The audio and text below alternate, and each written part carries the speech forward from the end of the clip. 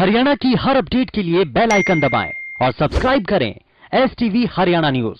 नमस्कार, आपके साथ मैं रामिका अजय मिश्रा। आप देख रहे हैं फटाफट हरियाणा। कृषि कानूनों के खिलाफ किसानों के आंदोलन का आज 72वां दिन है। बड़ी तादाद में किसान अब भी दिल्ली के अलग अलग बॉर्डर पर डटे हुए हैं। किसान सिंघू, टीकरी और गाजीपुर बॉर्डर पर प्रदर्शन कर रहे हैं।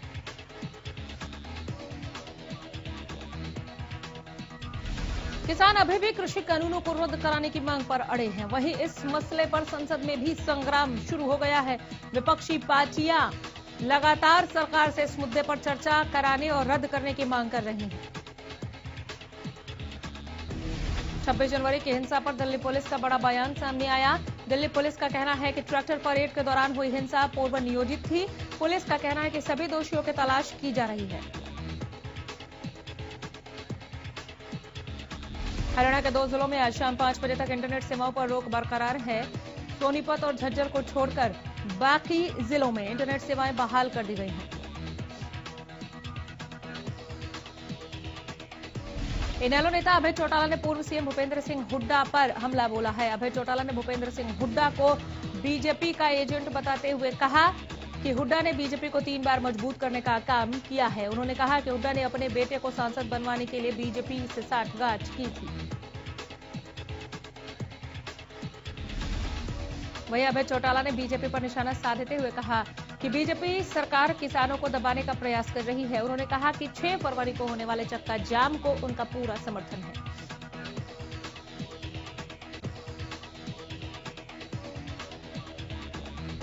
किसान नेता राकेश टिकैत ने कहा कि हम बैकफुट पर नहीं हैं, हम जहां थे वहीं हैं। संयुक्त किसान मोर्चा ने 6 फरवरी को 3 घंटे चक्का जाम का ऐलान किया। टिकैत ने विदेशी हस्तियों की टिप्पणी पर कहा कि मैं विदेशी कलाकारों को नहीं जानता, लेकिन जो समर्थन कर रहा है ठीक है, कौन सा हमारा ले जा रहा है। गाजीपुर बॉर्डर पर कील हटाए जाने पर टिकैत ने कहा कि एक एक कील हटाकर ले जाएंगे।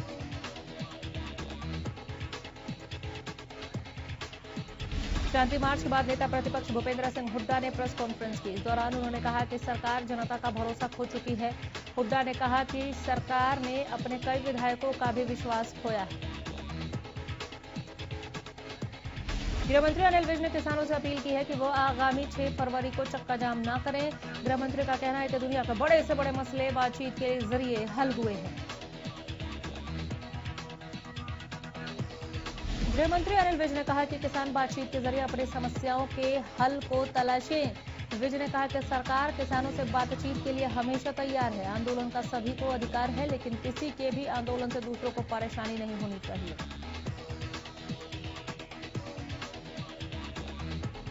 कृषि मंत्री जेपी दलाल ने कहा कि कांग्रेस किसानों के कंधे पर बंदूक रखकर चला रही है। किसान आंदोलन का हल केवल बातचीत से है। उन्होंने कहा कि कानून किसान के हित में है। अगर किसान चाहते हैं तो सरकार इन्हें 1.5 साल के लिए टाल सकती है।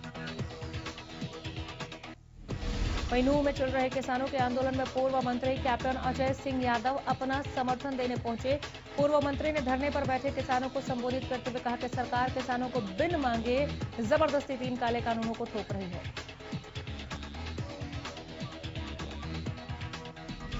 गाजीपुर बॉर्डर पर दिल्ली पुलिस द्वारा 2 दिन पहले लगाई गई नुकीली कीलों को दिल्ली पुलिस ने हटा दिया है। हालांकि बाद में पुलिस ने सफाई दी है कि ऐसे वीडियो और तस्वीरें प्रसारित हो रही हैं जिसमें ये दिखाया जा रहा है कि गाजीपुर बॉर्डर से कीलें हटाई जा रही हैं, जबकि इन कीलों की जगह बदली जा रही है।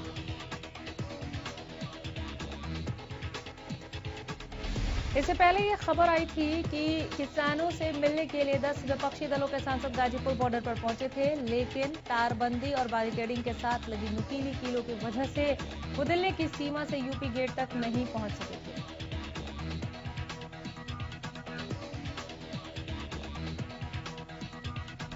टीकरी बॉर्डर पर धरनारत किसानों के लिए गुरुवार को मनोरंजन की व्यवस्था हुई।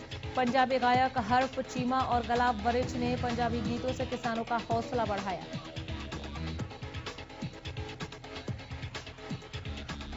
कृषि कानूनों को रद्द करने की मांग को लेकर किसानों का आंदोलन जारी है। किसान अलग अलग तरीके अपनाकर कानूनों का विरोध कर रहे हैं। गुरुवार को धनाना गांव का किसान दूल्हे के लिबास में ट्रैक्टर पर आंदोलन स्थल पर पहुंचा।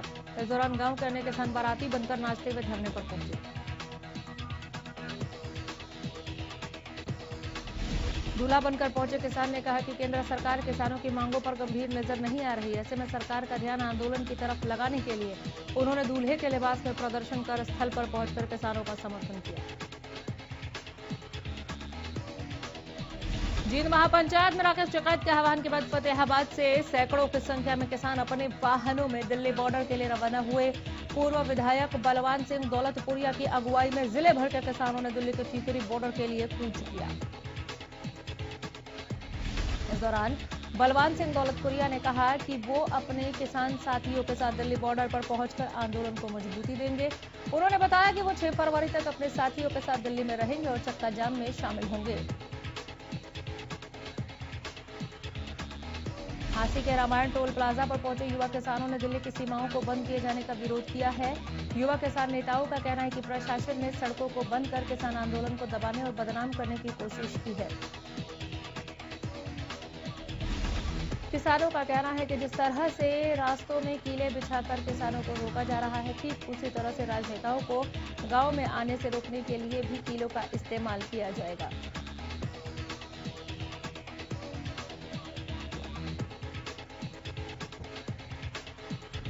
कृषि आंदोलन के खिलाफ जारी किसान आंदोलन में हर उम्र के लोग अपना योगदान दे रहे हैं। इसी कड़ी में टोहाना में जारी किसान आंदोलन में 6 साल का मासूम किसान आंदोलन में शामिल हुआ।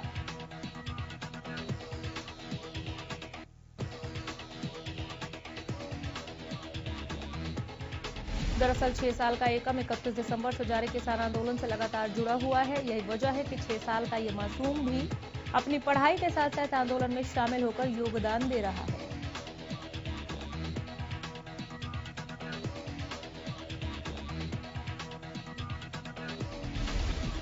आंदोलन के दौरान मासूम की पढ़ाई बाधित न हो, इसका भी ध्यान रखा जा रहा है। धरना स्थल पर उचित रोशनी न होने के बावजूद 6 साल का मासूम मोबाइल की रोशनी में पढ़ाई करता है।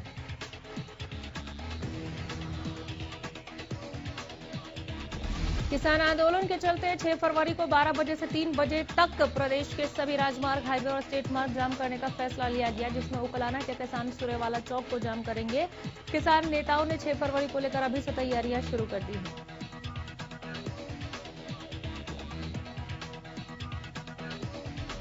हरियाणा सर्व खाप सर्व जातीय युवा पंचायत के प्रदेश अध्यक्ष सतीश राठी ने पंचायत कार्यालय में प्रेस कॉन्फ्रेंस की। इस दौरान सतीश राठी ने कहा कि 11 फरवरी को महम चौबीसी के ऐतिहासिक चबूतरे पर किसान खाप महासम्मेलन का आयोजन किया जाएगा।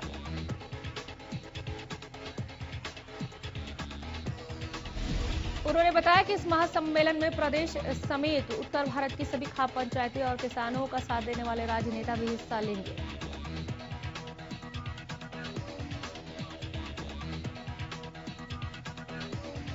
सतीश राठी ने बताया कि चौबीसी के चबूतरे पर होने वाले सम्मेलन में अभय चौटाला समेत किसानों का साथ देने वाले नेताओं का सम्मान किया जाएगा।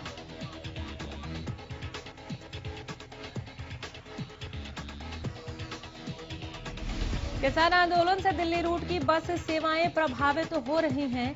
इससे रोडवेज विभाग को भी भारी नुकसान हो रहा है। कैथल रोडवेज डिपो को अब तक आंदोलन से 25 लाख के करीब नुकसान हो चुका है। वहीं दूसरी ओर बस न चलने से यात्रियों को भी भारी परेशानियों का सामना करना पड़ रहा है।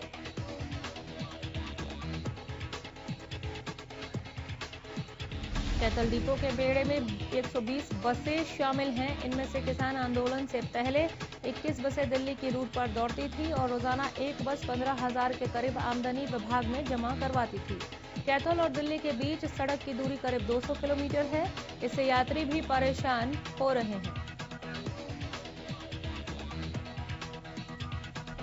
रोडवेज के अधिकारियों का कहना है कि रोडवेज की हालत सुधारने के लिए बस चलानी होगी, लेकिन अब हालत गंभीर है।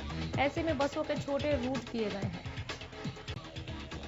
गृह मंत्री अनिल विज आज जहरीली शराब मामले की जांच रिपोर्ट गृह सचिव को सौंप सकते हैं। इस जांच रिपोर्ट में एक्साइज और पुलिस की साठगांठ का खुलासा हो सकता है। राज्य सरकार ने नए साल में पहला बड़ा प्रशासनिक फेरबदल करते हुए एक साथ 24 IAS अधिकारियों का तबादला किया है। तबादले के बाद सूचना एवं जनसंपर्क विभाग अब पूरी तरह से सीएमओ के अधिकारियों के पास आ गया है।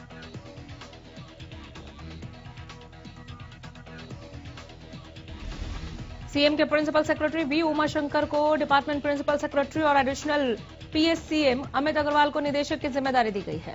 इसी तरह पीसी मीना को हटाकर डीजी स्किल डेवलपमेंट और सेक्रेटरी फाइनेंस के पद पर लगाया गया है।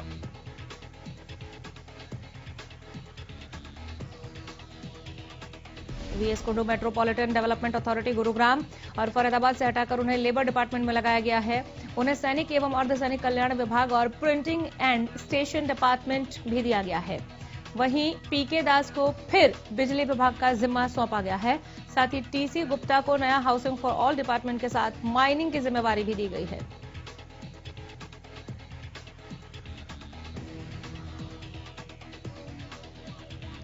अंबाला के सिविल अस्पताल में हाई वोल्टेज ड्रामा देखने को मिला। बता दें कि अंबाला के न्यू शिवालय कॉलोनी के एक 21 साल के युवक को गंभीर अवस्था में सिविल अस्पताल लाया गया, जहां उसके इलाज के दौरान मौत हो गई, जिसके बाद मृतक के परिवार वालों ने ट्रॉमा सेंटर के बाहर जमकर बवाल काटा, जोरदार हंगामा किया।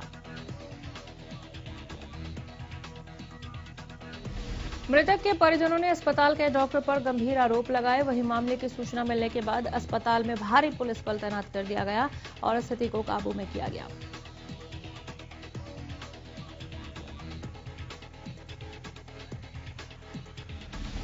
मामले की जांच कर रही पुलिस ने बताया कि युवक ने जहरीला पदार्थ खाया था और अब मामले में जांच की जा रही है। जो भी तथ्य सामने आएंगे उसके आधार पर एक्शन लेंगे।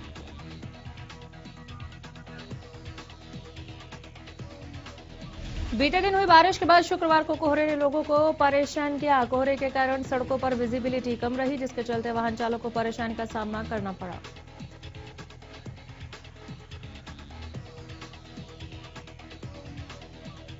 झज्जर में घने कोहरे के कारण सुबह सुबह वाहन चालकों को मुश्किलें आईं। बारिश के बाद तापमान में भी गिरावट दर्ज की गई।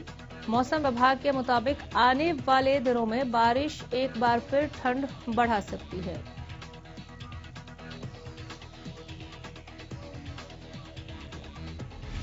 हरियाणा सर्व कर्मचारी संघ के कर्मचारियों ने कैबिनेट मंत्री मूलचंद शर्मा के दफ्तर का घेराव किया। पिछले काफी समय से लंबित पड़ी मांगों को लेकर कर्मचारी संघ लगातार विरोध प्रदर्शन कर रहे हैं, लेकिन सरकार की ओर से कोई प्रतिक्रिया सामने नहीं आने के बाद कर्मचारियों ने उनके दफ्तर का घेराव किया। दफ्तर के बाहर प्रदर्शन को देखते हुए पुलिस प्रशासन ने सुरक्षा बढ़ा दी है। कैबिनेट मंत्री मूलचंद शर्मा के दफ्तर के चारों ओर पुलिस ने बैरिकेडिंग की। मूलचंद शर्मा के दफ्तर के बाहर पुलिस ने कई बार वाटर कैनन की गाड़ियां भी खड़ी की।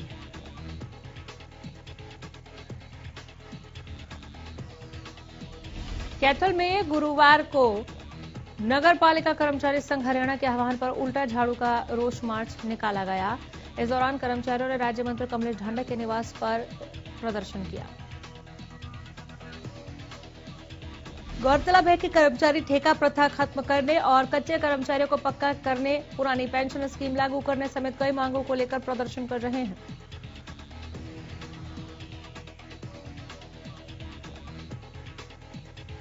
सिरसा में नगर परिषद के सफाई कर्मचारियों और दमकल विभाग के कर्मचारियों ने सर्व कर्मचारी संघ के बैनर तले प्रदर्शन किया। सफाई कर्मचारियों ने हाथों में झाड़ू लेकर नाराजगी जाहिर की है।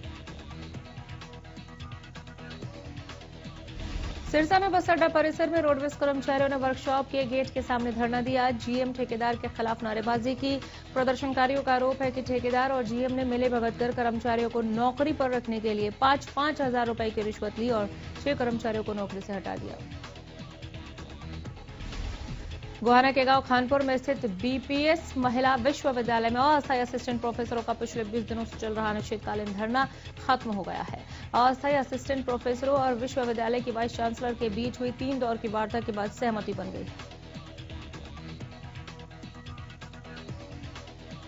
अस्थायी असिस्टेंट प्रोफेसरों ने अपना धरना खत्म कर दिया। दरअसल असिस्टेंट प्रोफेसरों ने 7वें वेतन आयोग की सिफारिशों के अनुरूप 57,700 रुपए वेतन स्वीकृत देने की मांग की थी, जो विश्वविद्यालय के वाइस चांसलर द्वारा मान ली गई है।